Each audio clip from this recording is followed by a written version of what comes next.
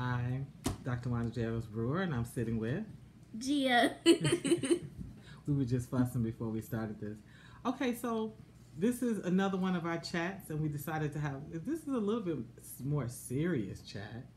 It's kind of a little heavier. I was talking to Gia, and I said to her, I said, the reality is that Ghana is an amazing fit for Gia. Gia loves Ghana, and Ghana loves Gia. And of all the places we've gone, this is the place where she feels like she found a complete family. So you'll have to expand on that thought. Yeah. What is when I say that Ghana is a good fit for you? What does that mean in terms of longevity, in terms of family and future, and where you see yourself going to school, where you see yourself dating, all that good stuff? That for me is, I prefer Ghana more than any other country, but I haven't been to any other country yet. Well, you have. Yeah, I have. You've but been to South Africa.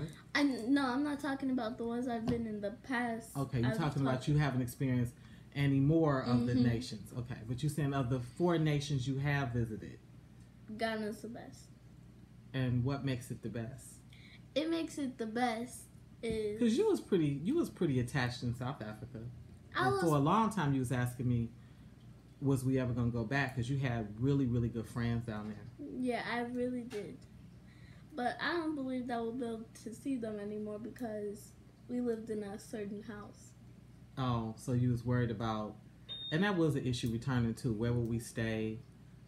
How will we get back to where we stay? Because it was complicated in that village. Yeah, because we wasn't staying we was in the village, but we was staying in the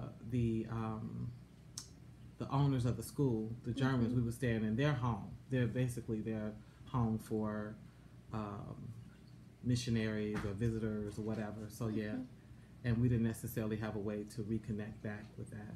That was fair. And for me, Ghana is a good fit for me because I have my family there. If I ever need. Why do you always say my family? I mean, what makes them? That's a big term when you just meet someone. Because the reality is, you have 4 months with these people, and prior to October 24th, you didn't even know them. No. So why are you so comfortable using the term family? Because they're my family. I just know that they're my family. How? Because I've lived with them. They've taken care of me like a normal family would. When I have problems, there was always someone in the corner waiting. And they're just like family. Okay. Because I know a couple of times I've referred to them as extended family, and you corrected me. You don't even like me to put the word extended on there. No. Why? Because I believe that I don't see a belief in extended. I just like family. Do you know the word? Do you know what I'm saying when I say extended? Do you know what that means? Yes. What is that? What do I mean when I'm saying extended? When you say extended, you mean like you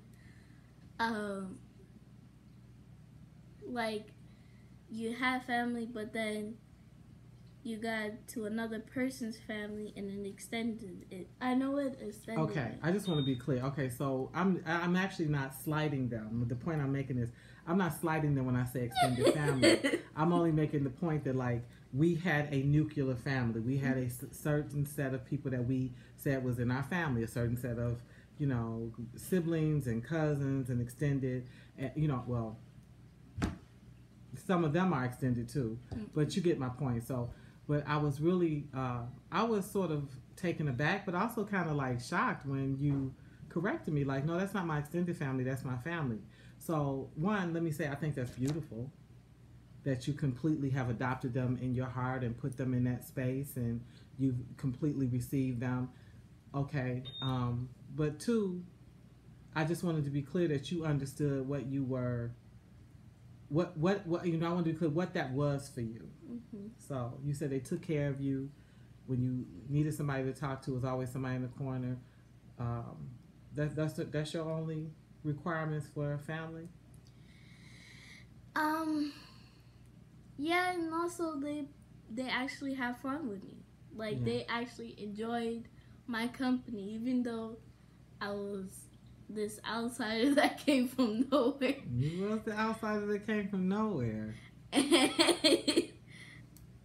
Even though I didn't speak their language, not a lick of it, or even wear the clothes or talk or have their accent. They just enjoyed me. They didn't care. They just loved me. And you felt that. How long did it take for you to feel completely loved by them? When did you draw that conclusion that they enjoyed you and that they loved you? Well, like how we talked in the last talk where I said when I first came, there was like everybody was looking at me funny, and I was just walking with my suitcase, jumping on stuff.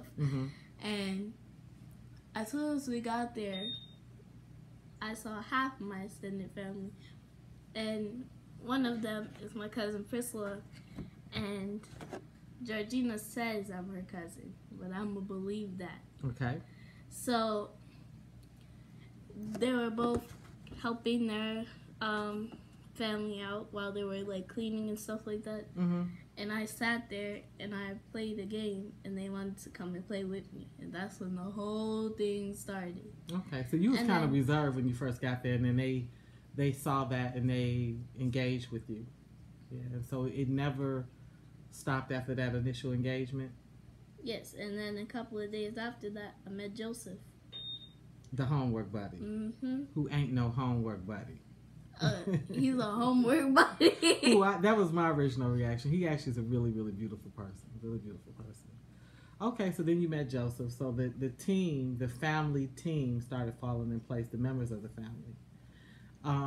I knew that you was in a good space when you did not call me, didn't want me to come. You started struggling coming back when it was like weekend to come back. You didn't really want to come back, not because you was mad at me or anything, but I told Isaac, I told my husband, I said, she is really at home because we have never been separated from each other. And even when we have, you'll do a few hours or whatever, maybe a day, but then Gia's always called me, she's ready to come back.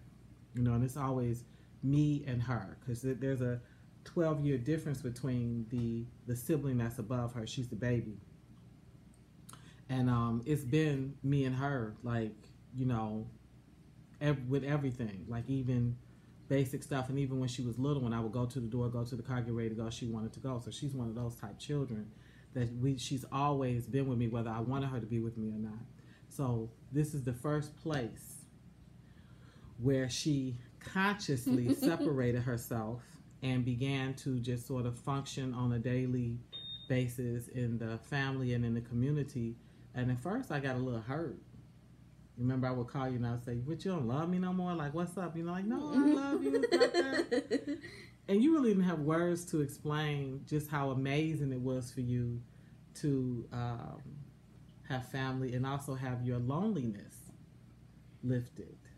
Well, for the loneliness, I did miss you. It's not like I forgot about that and every day. She forgot about me. And so I just started to think, because even when I was littler and my mom would take me over to her friend's house, like if there was a sleepover or a birthday party sleepover, I would stay there and I would go down the steps and go and ask her friend, could I go back home? Because I always missed you. Like, that would be the number one first thing I would probably ask. Yes. Well, you did that, but you also did other stuff. Like, I still remember, like, I took her to her own friend from her school birthday party. And she liked the party. She liked the little decorations, the goodie bag, all that.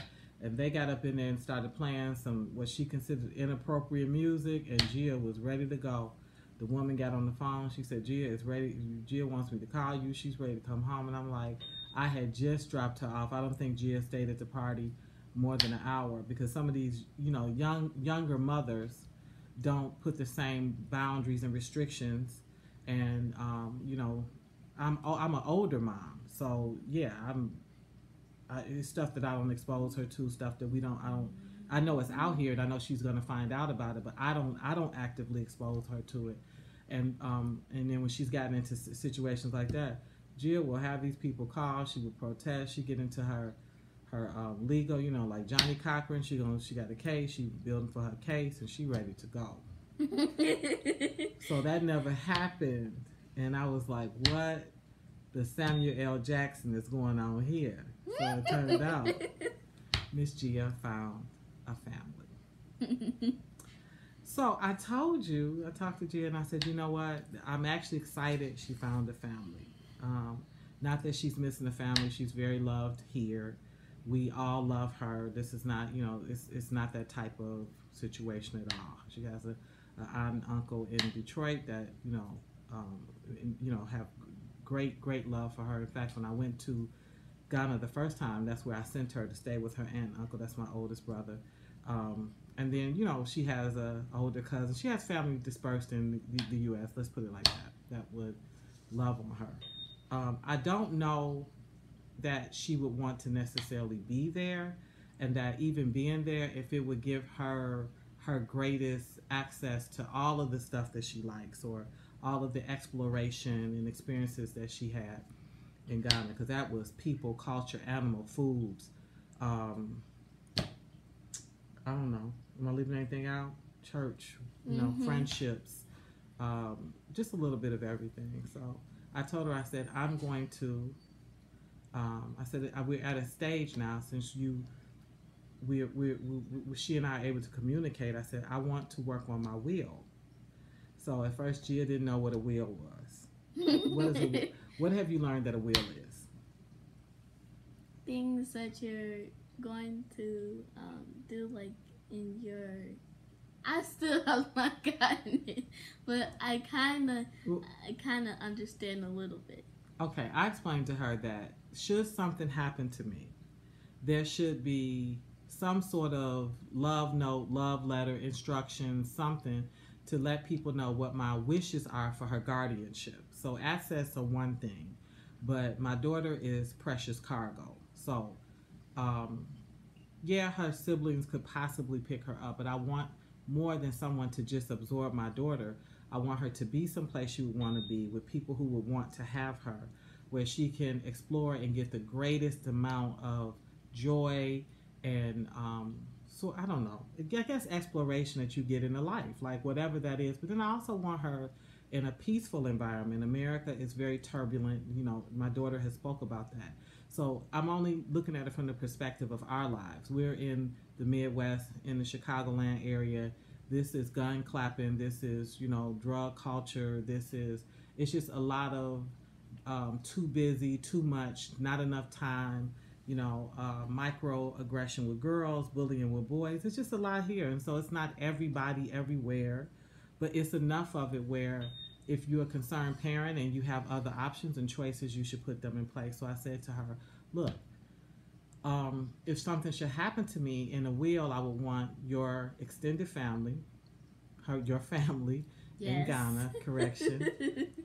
I would want them to use what's in the life insurance policy to allow you to go and live with your family in Ghana, and that you begin to, set sail there, that you take on life's ups and downs and twirls and twists in Ghana. What's your thoughts on that? I agree with that, but I'll still miss you though. Listen, it ain't the same without you. I am asking the Lord for longevity. And if you notice, most people, that's their prayer for me. Dr. Wanda, I hope you live long. Dr. Wanda, have a blessed, may God bless you when you have a long life. That's the one wish I actually do. I ask him for longevity. In my dreams, I tell people I'm Enoch. I just want to start walking and just walk off. I actually would like longevity. But being realistic now, because we're dealing with reality, where things happen that you didn't expect to happen. The world changes, like this whole Corona thing. We got off a plane, March 5th, a week later, all hell broke loose. No one could have expected that. And if we had known this was going to kick off, we would have stayed over there. Let's get that straight. But no, I want to have everything in place for both you and mom and my cats or whatever, because the others are adults. You're the only one that the state could come in and say, we're going to make a decision about what to do with this child. I want to already have a plan in place for you where that's not an issue, that they know this lady left instructions, she has a life insurance policy, this child gets this much money per year, the executor, the person managing this, is her oldest brother. The person behind her that would manage it would be her stepfather, and it go from there. But I want that in place. Now, again, I'm looking at longevity, and it might seem like too heavy a talk to have with a 9-year-old, but if you don't feel like it? I don't feel like that, because any other person would say, I want longevity, I want to be able to take care of people as if I would, but I understand that, because when you go, you go. You can't come back. You can't come back. Nope. I won't be able to fix it for you. No. And so, I want you, like my wish for you, she knows Ghana is Gia's country, but my heart is where? In Tanzania. Yeah, I have the heart for the Tanzanian. So it could be because that's where I got the greatest hospitality and love and unconditional, just loving treatment. It could be that my land is there. I have cows, I have chickens there. It's a lot of reasons, and that's not to say I don't love Ghana. It's just that my heart is still very much connected to the island and those professionals that I struggled to get to, and they just took massively good care of me after all of the books and gifts and technology and all the resources I sent to them. They really showed me brotherly, sisterly love. So my heart is there, and so in that I plan to go back and forth. So I'll spend some time, like vacation in Tanzania, and until Gia is, say, 17 or 18, where she can be independent of me and make some decisions, then I plan to be in Ghana. And my husband is aware that how he feels about that's kind of on the fence, and you could hear it and see why. But yeah, because I want to sacrifice what I want for my daughter. I want to make sure that she has the greatest foundation, and I'm close in that. So I don't mind her family, but I don't think I need to delete myself from the mission because she's found a family. But I do think we can enhance each other and support each other. But I still have a major, major love for Tanzania. But Tanzania. I still have something to say about that too. Well, say what you got to say, sister. Even when I do turn 17 or 18 or whatever, and I have my own choices, for me, I always wanted to live with you. Like, I don't want to live by myself. I don't want to struggle by myself. I want you to. But I want to live with you for the longest that I can. I don't want you in my house. Do you realize we on camera? Hey, it's a lot of parents out there know what I'm talking about. I understand what you're saying because you're 9, you haven't fallen in love, you haven't gotten the opportunity of a lifetime. Mama got the opportunity of a lifetime to do this or that. You haven't figured out what's your profession. It's a bunch of stuff that's misnomers for you right now, so that's why you feel like that. There will be a day, sister, that you look over at your mama and you say, you're a jazzy chick, but the rubber has met the road. That's enough. That is enough. No. I'm very happy and honored that you love me on that level, and I love you on the same level, if not more, which is why I want to put the wheel in place. But do you understand that that's love? Yes. That's because I love you? Mm-hmm. Okay, as long as you know that. But still, I've always told you. And I always ducked it. I've always told you since I was 8, I've always told you, when I am grown, I will be the one to take care of you. Yeah, and listen, I genuinely, listen, this is on camera now. She says she's going to take care of me, so if I end up in a nursing home, you know who to come after. Right. No, I know that you're sincere about that. Just like I know you're older, your brother, I know he's never going to change my diaper or wipe my face or nothing, but he'll pay someone to do it. He's that type of person. But he'll always see about me too. Yeah, so.